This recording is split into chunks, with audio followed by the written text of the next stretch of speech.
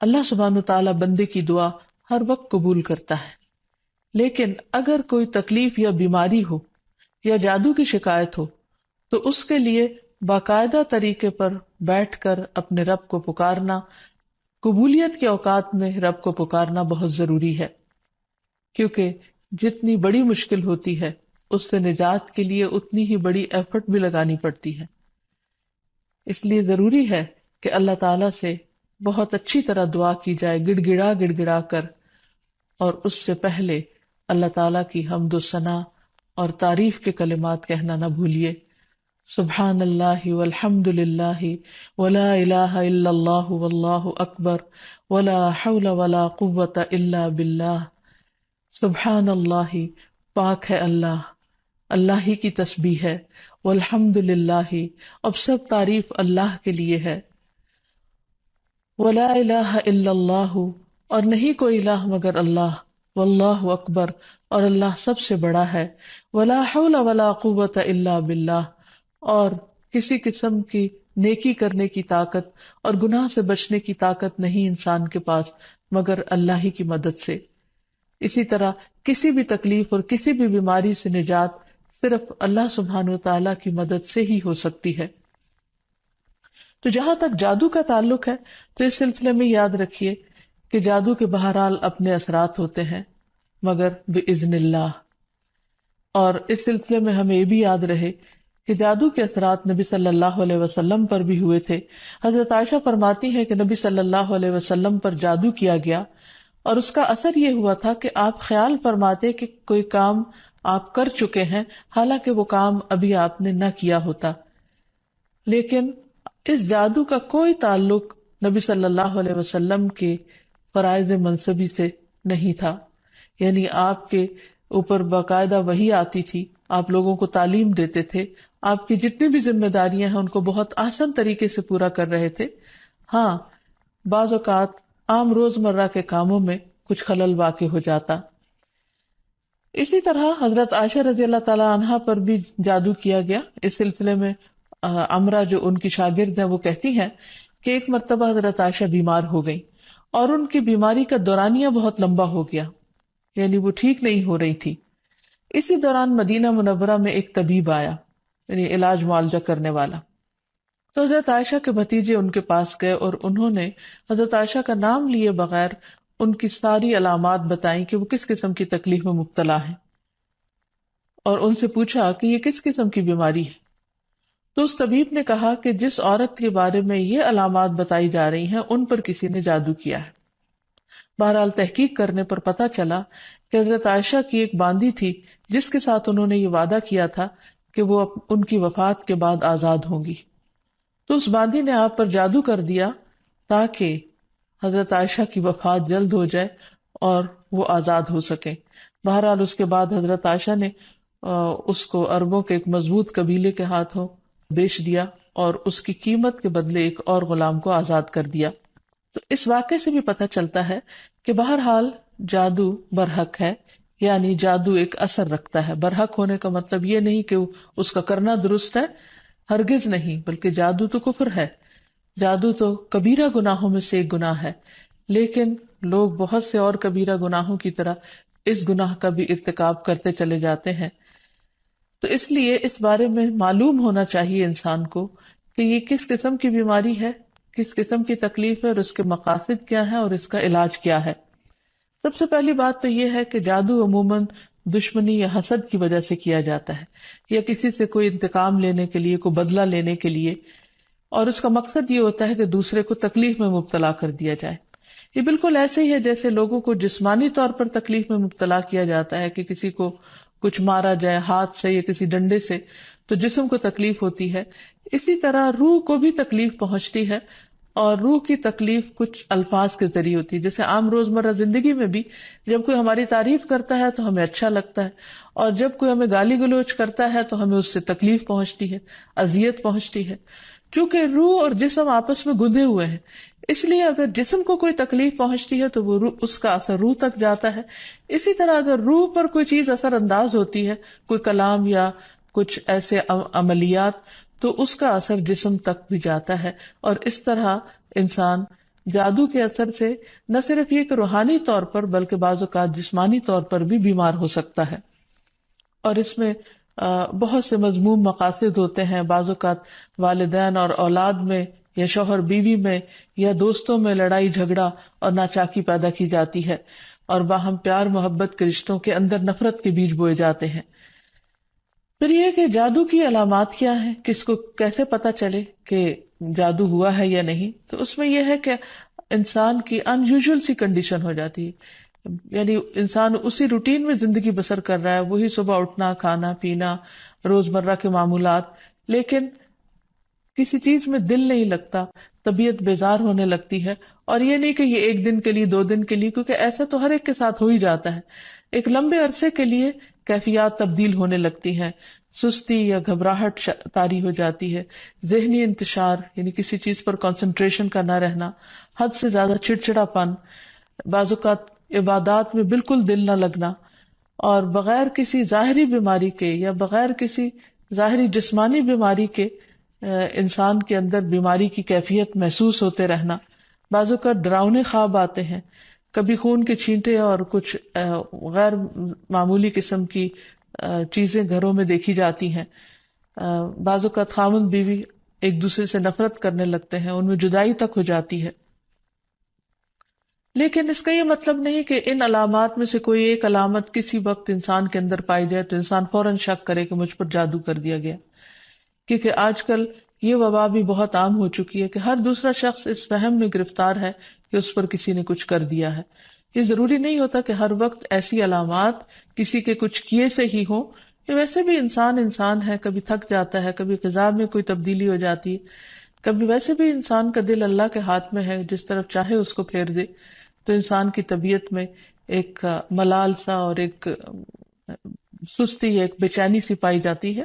تو ان سب چیزوں کا تعلق ضروری نہیں کہ جادو سے ہی ہو، لیکن اگر جادو ہو تو یہ علامات انسان میں دکھائی دیتی ہیں. اب اگر کسی کے اندر ایسی چیزیں ہیں اور علاج کے باوجود، جسمانی علاج کے باوجود شفا نہیں ہو رہی، تو اس کے لیے ضروری ہے کہ انسان پھر روحانی علاج بھی کرے. روحانی علاج کے لیے ضروری نہیں کہ کسی بابے کے پاس یا کسی مذہبی بزرگ کے پاس ہی انسان جائے. انسان خود بھی اللہ سبحانہ وتعالیٰ کا کلام پڑھ سکتا ہے اور پورے یقین اور ایمان کے ساتھ، اور اس سے انسان کو شفا ہو سکتی ہے. کیونکہ کسی انسان کے ہاتھ میں کوئی طاقت نہیں، اصل طاقت اللہ کے کلام میں ہے، جس کو پورے یقین اور ایمان کے ساتھ پڑھنا چاہیے. بہرحال اس سے پہلے کہ انسان کسی ایسے جادو کا شکار ہو، کچھ حفاظتی تدابیر بتائی گئی ہیں. جیسے جسمانی بیماریوں سے بچنے کے لیے حفاظتی تدابیر بتائی جاتی ہیں، ایسے ہی روحانی بیماریوں سے بچنے کے لیے بھی حفاظتی تدابیر ہیں. اس میں سب سے پہلے تو یہ کہ انسان پاک صاف رہے، طہارت اور وضو کا اہتمام کرے، عبادات کی پابندی کرے، کیونکہ شیاطین ایسے شخص پر اثر انداز نہیں ہو سکتے کہ جو اللہ سبحانہ تعالیٰ کے ساتھ مضبوط تعلق رکھتے ہیں. عبداللہ بیان کرتے ہیں کہ نبی صلی اللہ علیہ وسلم کے سامنے ایک شخص کا ذکر کیا گیا کہ وہ صبح تک پڑا سوتا رہا اور نماز کے لیے بھی نہیں اٹھا. تو آپ نے فرمایا شیطان نے اس کے کان میں پیشاب کر دیا، یعنی اپنی نجاست بھر دی. تو اس سے یہ پتہ چلتا ہے کہ ایسے لوگوں پر جو فرائض سے غفلت برتتے ہیں وہ زیادہ ایسی بیماریوں کا شکار ہوتے ہیں. اسی طرح عبادات کی پابندی بہت ضروری ہے، کیونکہ جب انسان اللہ تعالیٰ کے آگے جھکتا ہے، اللہ تعالیٰ کے ساتھ اس کا تعلق مضبوط ہوتا ہے، تو نہ تو وہ توہمات کا شکار ہوتا ہے اور نہ ہی وہ جادو اور مختلف چیزوں کا شکار ہوتا ہے، یعنی شیطانی اثرات اس پر کم سے کم ہوتے ہیں. اسی لیے نبی صلی اللہ علیہ وسلم کے سامنے جب ذکر کیا گیا کہ ایک شخص صبح تک پڑا سوتا رہا اور نماز کے لیے بھی نہیں اٹھا، تو اس پر آپ نے فرمایا کہ شیطان نے اس کے کان میں پیشاب کر دیا ہے، یعنی اپنی نجاست اس میں ڈال دی ہے. تو جو شخص شیطانی نجاست کے اثر میں ہو، پھر وہ سب سے بڑی بیماری اس کو لاحق ہو جاتی ہے، چاہے اس کو جادو کہیں یا کچھ اور. لیکن حقیقت یہ ہے کہ انسان جب اللہ کا اطاعت گزار بنتا ہے، رب کا فرما بردار بنتا ہے، تو شیطان اس کو اپنے کنٹرول میں نہیں لے سکتا، کیونکہ اللہ تعالیٰ فرماتے ہیں ان عبادی لیس لک علیہم سلطان، میرے بندے تیرا ان پر کوئی زور نہیں چلتا، کوئی زور نہیں چل سکے گا. ایک اور جگہ پر فرمایا الا عبادک المخلصین، مگر تیرے چنے ہوئے بندے.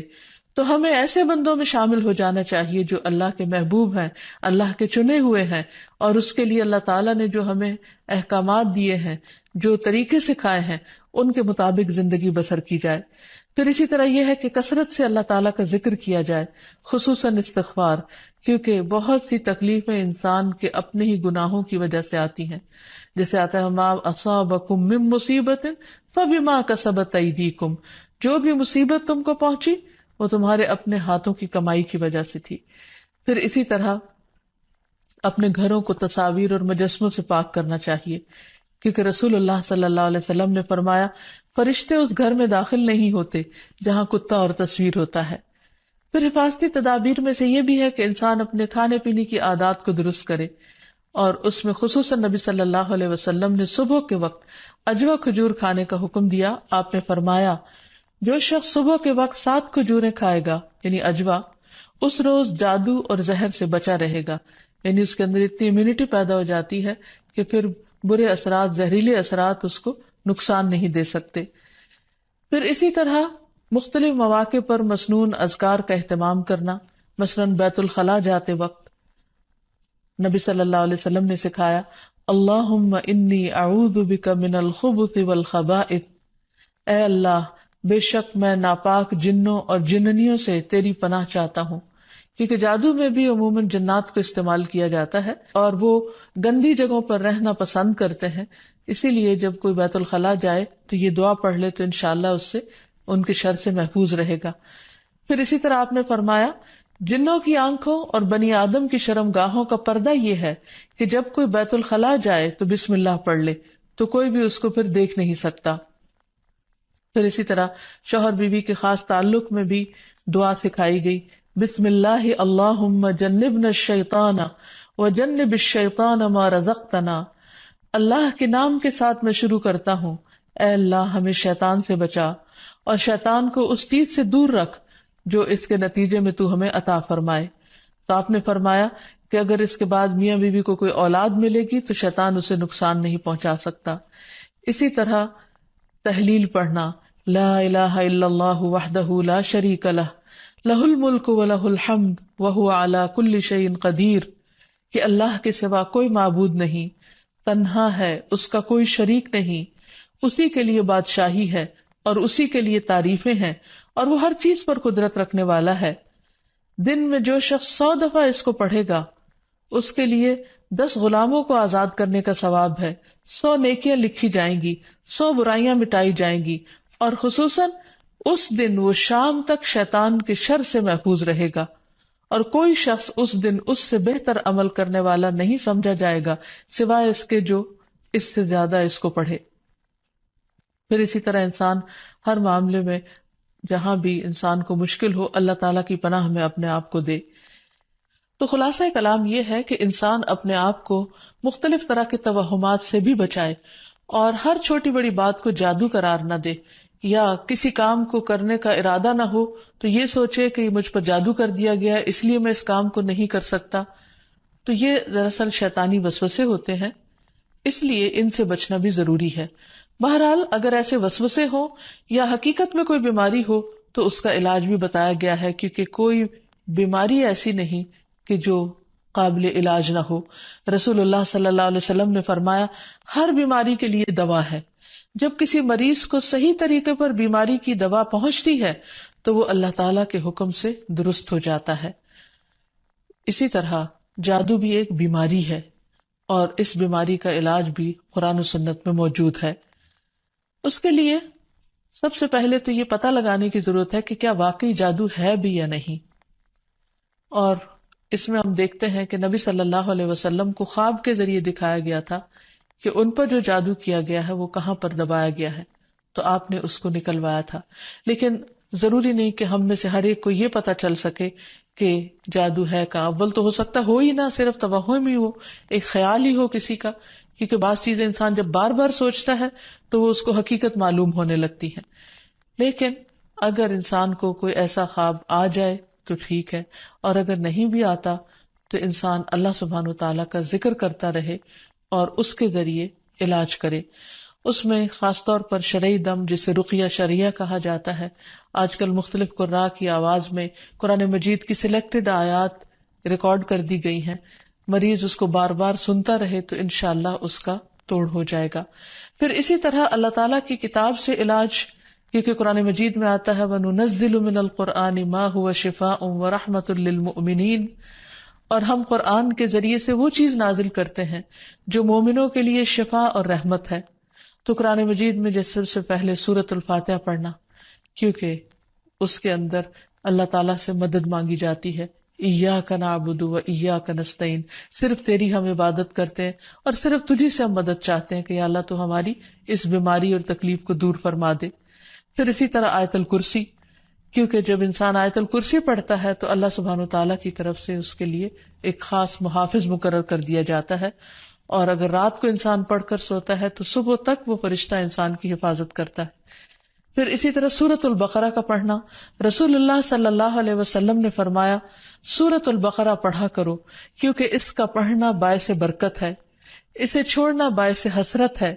اور اس کے پڑھنے والے پر جادوگر قدرت نہیں پا سکتے۔ یعنی جو شخص قرآن پڑھتا ہے، خصوصاً سورۃ البقرہ پڑھتا رہتا ہے، تو کسی کا جادو اس شخص پر اثر نہیں کرتا۔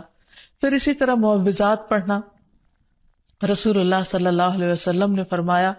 صبح اور شام 3 بار معوذات کہہ لو تو یہ تمہاری ہر چیز سے کفایت کریں گی، یعنی سورۃ الاخلاص، قل اعوذ برب الفلق اور قل اعوذ برب الناس۔ اس کے علاوہ بھی مریض قرآن مجید کی تلاوت کثرت کے ساتھ کرتا رہے، اور پھر اگر ہو سکے تو بیری کے پتوں کو پانی میں ملا کر اس پانی سے غسل کر لے، اس کو بھی ایک مؤثر علاج کے طور پر بتایا گیا ہے۔ لیکن اس کے ساتھ ساتھ انسان غیر شرعی طریقوں سے مکمل طور پر پرہیز کرے، کیونکہ اس سے انسان کے ایمان اور عقیدے میں خلل واقع ہو جاتا ہے۔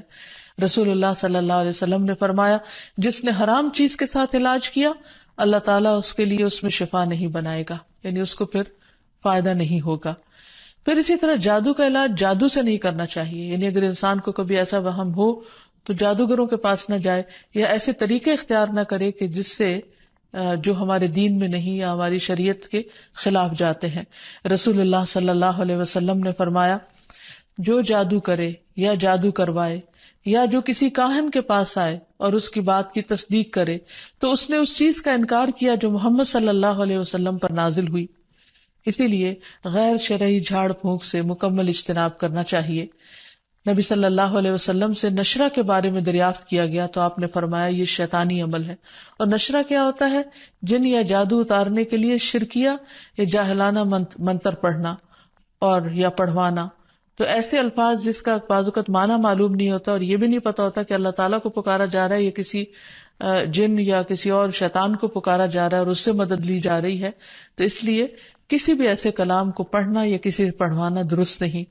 پھر اسی طرح کاہنوں اور نجومیوں کے پاس جانے سے منع کیا گیا۔ نبی صلی اللہ علیہ وسلم نے فرمایا جس نے کسی نجومی کے پاس جا کر اس سے کسی چیز کے بارے میں سوال کیا تو اس کی 40 رات کی نمازیں قبول نہیں ہوگی، یعنی اس نے اپنے دین کی بربادی کر لی۔ تو اس لیے کسی کے پاس جانے کی بجائے خود انسان زیادہ سے زیادہ قرآن مجید پڑھے، اور اگر وہ پڑھا ہوا نہیں تو آج ہر طرف بہت سی کیسٹس اور سی ڈیز اور ایسی چیزیں ملتی ہیں کہ جس سے انسان قرآن مجید کی تلاوت مسلسل سن سکتا ہے۔ ہو سکے تو مکمل قرآن مجید ایک ہفتے میں سن کر اپنے بیماری کا علاج کیا جائے۔ پھر اسی طرح یہ ہے کہ باقی دعائیں بھی جو جادو کے توڑ کی بتائی گئی ہیں ان کو پڑھتے رہنا انسان کو فائدہ دیتا ہے، جس میں خاص طور پر اور آخر میں یہ 2 خاص دعائیں جو نبی صلی اللہ علیہ وسلم نے جنات اور جادو کے شر سے بچنے کے لیے سکھائی ہیں، ان کو بار بار پڑھتا رہے، صبح و شام پڑھتا رہے حتیٰ کہ افاقہ ہو جائے۔ پہلی دعا ہے اعوذ بکلمات اللہ التامات التی لا یجاوزہن بر ولا فاجر من شر ما خلق وذرأ وبرأ ومن شر ما ينزل من السماء ومن شر ما يعرج فيها ومن شر ما ذرأ في الأرض ومن شر ما يخرج منها ومن شر فتن الليل والنهار ومن شر كل طارق إلا طارقا يطرق بخير يا رحمن۔ میں اللہ کے کامل کلمات کے ساتھ پناہ چاہتا ہوں جن سے آگے نہ تو کوئی نیک اور نہ ہی کوئی برا شخص بڑھ سکتا ہے، ہر اس چیز کے شر سے جس کو اس نے بنایا، پیدا کیا اور پھیلایا، اور ہر اس چیز کے شر سے جو آسمان سے اترتی ہے، اور ہر اس چیز کے شر سے جو اس میں چڑھتی ہے، اور ہر اس چیز کے شر سے جسے اس نے زمین میں پیدا کیا، اور اس چیز کے شر سے جو اس سے نکلتا ہے، اور رات اور دن کے فتنوں کے شر سے، اور رات کو آنے والے کے شر سے، سوائے اس کے جو خیر کے ساتھ آئے، اے رحم فرمانے والے۔ تو یہ دعا اور ایک اور دعا جو شدید جنات کے حملے سے بچانے والی دعا ہے، جس کے بارے میں کعب الاحبار کہتے ہیں کہ اگر میں یہ چند کلمات نہ پڑھتا تو یہود مجھے گدھا بنا دیتے۔ لوگوں نے پوچھا وہ کلمات کیا ہیں؟ تو کعب نے کہا اعوذ بوجہ اللہ العظیم الذی لیس شیء اعظم منہ وبکلمات اللہ التامات التی لا یجاوزہن بر ولا فاجر وباسماء اللہ الحسنى کلہا ما علمت منہا وما لم اعلم من شر ما خلق وبرأ وذرأ۔ میں اللہ کے عظیم چہرے کی پناہ مانگتا ہوں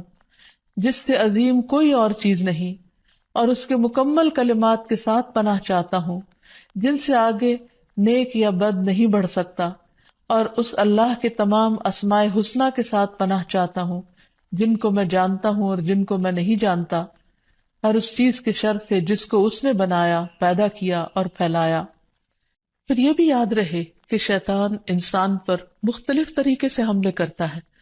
مثلاً اللہ تعالیٰ کے بارے میں شک پیدا کرنا۔ رسول اللہ صلی اللہ علیہ وسلم نے فرمایا تم میں سے کسی کے پاس شیطان آتا ہے اور تمہارے دل میں پہلے تو یہ سوال پیدا کرتا ہے کہ فلاں چیز کس نے پیدا کی، فلاں چیز کس نے پیدا کی، یہاں تک کہ آخر میں اس بات تک پہنچا دیتا ہے، کہتا ہے کہ خود تمہارے رب کو کس نے پیدا کیا۔ جب کسی شخص کو ایسا وسوسہ ڈالے تو اللہ سے پناہ مانگنی چاہیے اور اس شیطانی خیال کو چھوڑ دینا چاہیے۔ پھر اسی طرح شیطان انسان کو اللہ تعالیٰ کی اطاعت سے روکتا ہے۔ اس نے پہلے ہی دن یہ کہا تھا قال فبما اغویتنی لاقعدن لهم صراطک المستقیم، کہ ابلیس نے کہا کہ تو نے مجھے گمراہی میں مبتلا کیا، نعوذ باللہ، وہ اللہ تعالیٰ کو بلیم کر رہا ہے، تو اب میں بھی تیری سیدھی راہ پر گھات لگا کر بیٹھوں گا۔ پھر انسانوں کے آگے سے، پیچھے سے، دائیں سے، بائیں سے، غرض ہر طرف سے ان کو گھیروں گا، اور تو ان میں سے اکثریت کو شکر گزار نہ پائے گا۔ اور ایک حقیقت ہے کہ بہت کم لوگ ایسے ہیں جو خود کو ملنے والی نعمتوں پر شکر گزار ہوں اور خوش ہوں۔ بہت سے لوگ تو بندوں سے اور اللہ تعالیٰ سے شکوہ ہی کرتے چلے جاتے ہیں، اور جو کچھ ملا ہے اس کو نہیں دیکھتے۔ پھر اسی طرح شیطان کے کاموں میں سے کام یہ ہے کہ وہ لوگوں کے دلوں میں فتنے پیدا کرتا ہے، لوگوں کے درمیان جھگڑے اور فساد پیدا کرتا ہے، خصوصاً میاں بیوی کے درمیان۔ اس سلسلے میں حدیث میں آتا ہے کہ شیطان کے لشکر جب لوگوں میں فتنہ ڈالنے جاتے ہیں تو ان میں سے ایک آتا ہے اور کہتا ہے کہ میں نے اس طرح کیا اور اس طرح کیا، تو شیطان کہتا ہے کہ تو نے کوئی بڑا کام نہیں کیا، یعنی اگر عام لوگوں میں جھگڑے فساد کرواتا ہے تو اس کو وہ کوئی کام نہیں گردانتا۔ پھر ان میں سے ایک اور آتا ہے اور کہتا ہے کہ میں نے فلاں آدمی کو اس وقت تک نہیں چھوڑا جب تک اس کے اور اس کے بیوی کے درمیان جدائی نہیں ڈال دی، یعنی لڑائی نہیں کروا دی۔ شیطان اسے اپنے قریب کر کے کہتا ہے کہ ہاں تو نے اچھا کیا، اور پھر اسے وہ اپنے ساتھ چمٹا لیتا ہے۔ اور ایک اور روایت میں آتا ہے کہ پھر وہ اس کے سر پر ایک تاج رکھ دیتا ہے کہ تم نے سب سے بڑا کام کیا، کیونکہ حقیقت یہ ہے کہ اگر شوہر بیوی کے درمیان اختلافات ہوں گے، لڑائی جھگڑے ہوں گے، تو گھر کی چولہے ڈھیلی ہو جائے گی، اور جب گھر کے اندر سکون نہیں رہے گا تو پھر اس سے بہت ساری بے پناہ خرابیاں پھوٹیں گی۔ اس لیے شوہر بیوی کے درمیان باہم محبت کا ہونا ایک بہت بڑی نعمت ہے۔ شقیق کہتے ہیں کہ ایک شخص جس کا نام ابو جریر تھا، وہ ابن مسعود کے پاس آیا اور اس نے کہا میں نے ایک کنواری لڑکی سے شادی کی ہے، لیکن میں خوف زدہ ہوں کہ وہ مجھ سے نفرت کرے گی۔ تو ابن مسعود نے فرمایا کہ الفت اللہ کی طرف سے ہوتی ہے اور بغض شیطان کی طرف سے۔ شیطان چاہتا ہے کہ تمہارے لیے اس چیز کو ناپسندیدہ کر کے دکھائے جو اللہ نے تمہارے لیے حلال کی، تاکہ انسان پھر حرام کی طرف مائل ہو۔ اسی طرح باہم بہن بھائیوں کے درمیان، دوستوں کے درمیان عداوت اور دشمنی پیدا کرتا ہے۔ قرآن مجید میں اللہ تعالیٰ فرماتے انما یرید الشیطان ان یوقع بینکم العداوۃ والبغضاء فی الخمر والمیسر، شیطان تو یہ چاہتا ہے کہ شراب اور جوئے کے ذریعے تمہارے درمیان دشمنی اور بغض ڈال دے، کیونکہ عموماً شراب کی محفلیں بھی دوستوں کے درمیان ہوتی ہیں اور جوئے بھی عموماً دوستی آپس میں کھیل رہے ہوتے ہیں۔ تو ان میں ایک دوسرے کے ساتھ پھر جو زیادتیاں ہوتی ہیں ناسمجھی کی وجہ سے یا شراب کے نشے کی وجہ سے، تو اس میں بعض اوقات مدتوں پرانے تعلقات ختم ہو کر رہ جاتے ہیں. تو یہ بھی شیطانی وار ہوتے ہیں. پھر شیطان کا ایک بہت بڑا ہتھیار جو ہر ایک پر چل جاتا ہے وہ ہے غصہ کرنا، کیونکہ غصہ شیطان کی طرف سے ہوتا ہے اور وہ انسانوں کو جلد مشتعل کروا دیتا ہے.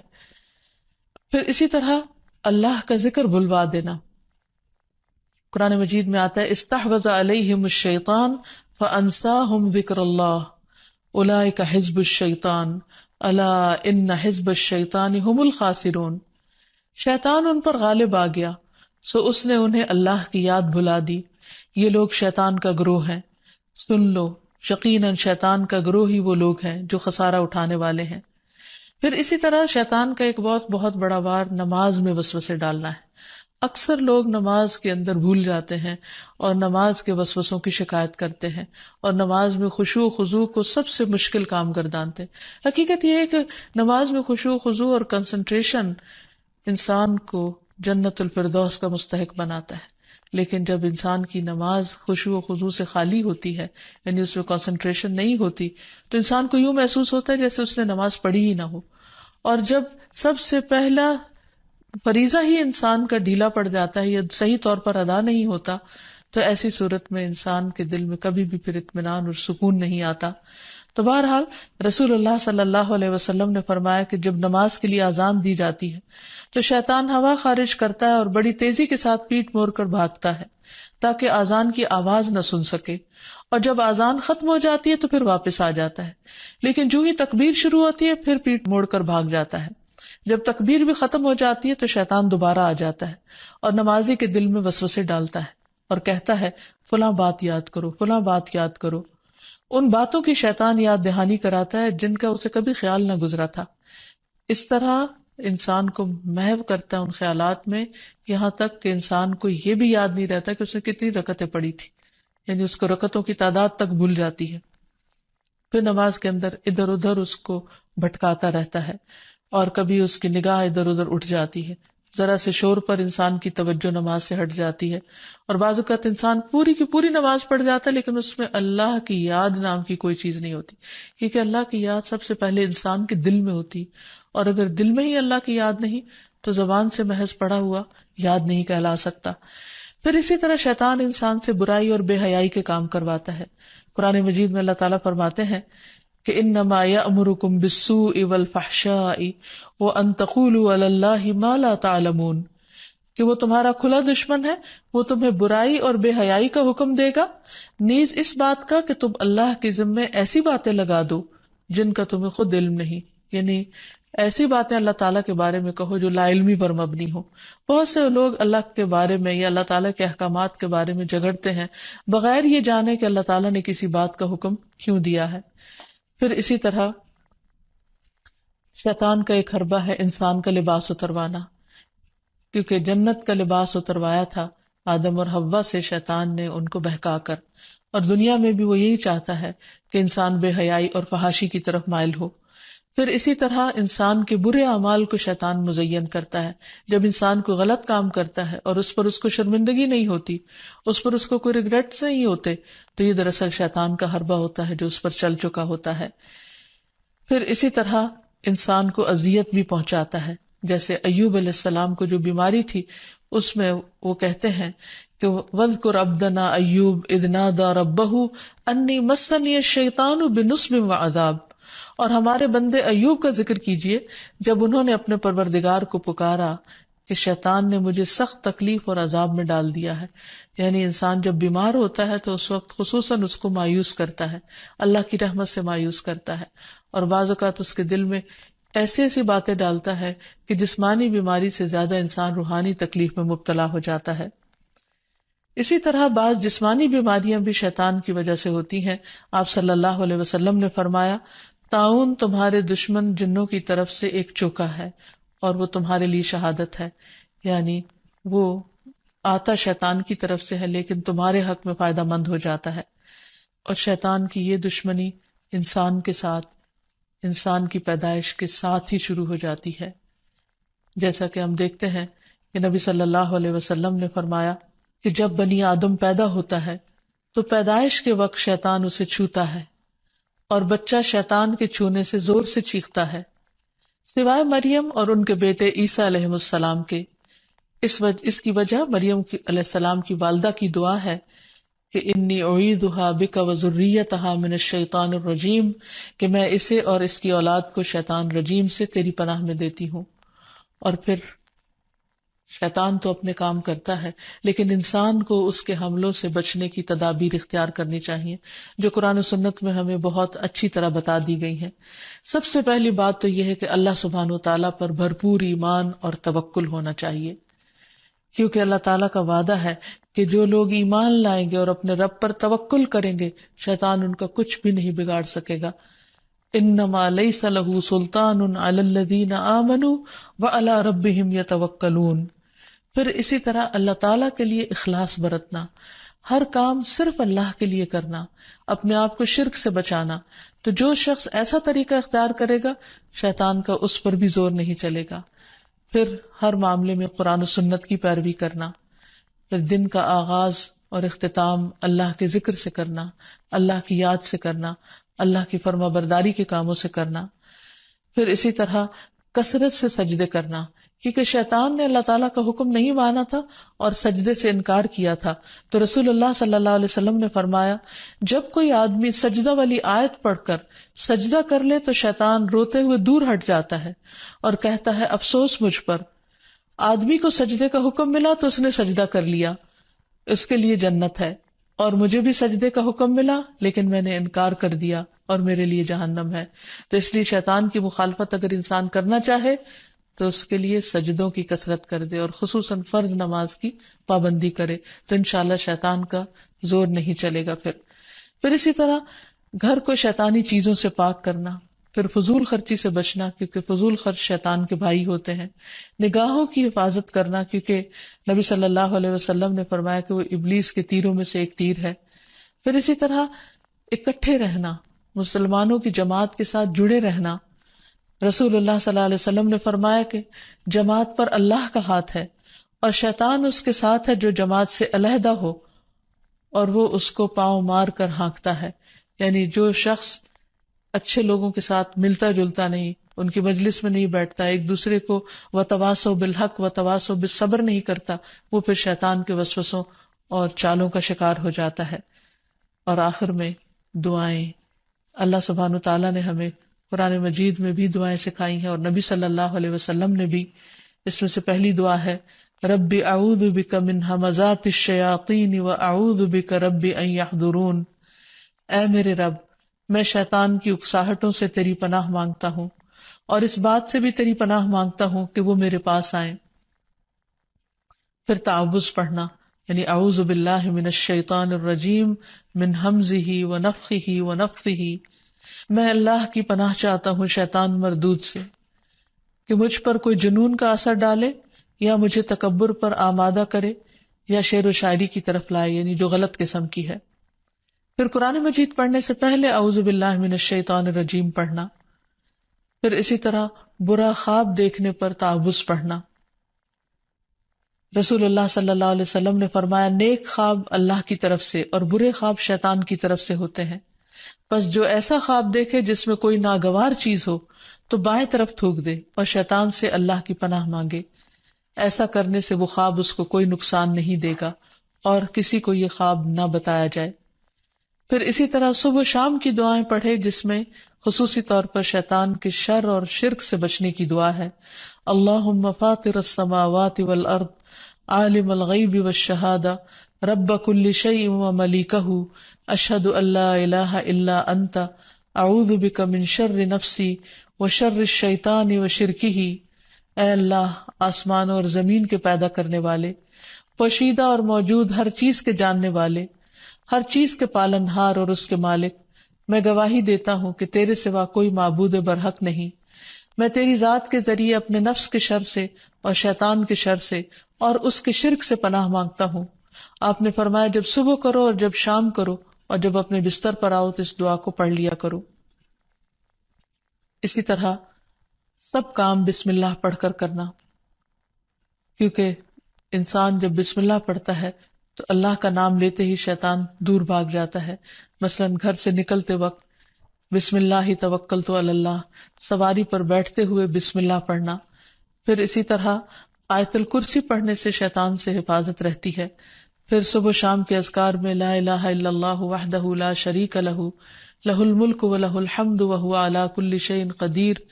یہ 100 بار پڑھنا، اگر 100 بار نہیں تو کم از کم 10 بار انسان ضرور پڑھ لے. پھر اسی طرح لا الہ الا اللہ وحدہ لا شریک لہ لہ الملک ولہ الحمد یحیی و یمیت وہو علی کل شیء قدیر. جو شخص مغرب کے بعد 10 بار پڑھے گا،